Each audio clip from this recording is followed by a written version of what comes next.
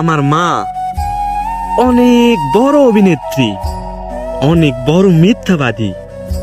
শুধু আমার মা না, দুনিয়ার সব মাই মিথ্যাবাদী।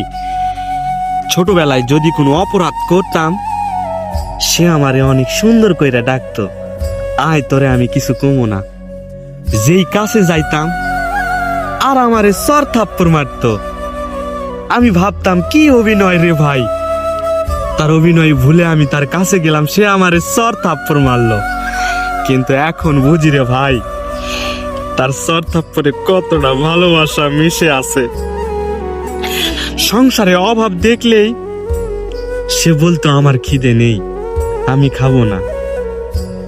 আসলে তার খিদে আছে, কিন্তু তার ভাগেরটা যেন তার সন্তান খেতে পারে, সেই কারণে সে খাবে না।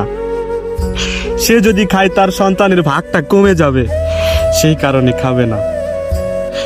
বাজার থেকে আব্বা যদি কোনো সদাই নিয়ে আসতো, যদি ভালো কোনো ফল নিয়ে আসতো, সে বলতো আমি এগুলো খাই না, আমাকে এগুলো ভালো লাগে না। এইটা কিন্তু তার মনের কথা না। কি অভিনয় করলো রে ভাই, সে নাকি খায় না। আসলে সে খায়, কিন্তু সে খাবে না, কারণ খেলে তার সন্তানের ভাগটা কমে যাবে। তার ভাগেরটা যেন তার সন্তান খেতে পারে, এই কারণেই সে খাবে না। দুনিয়ার সব মা মিথ্যাবাদী, অথচ সেই মাকে আমি এখন পর্যন্ত কোনো কিছুই দিতে পারিনি।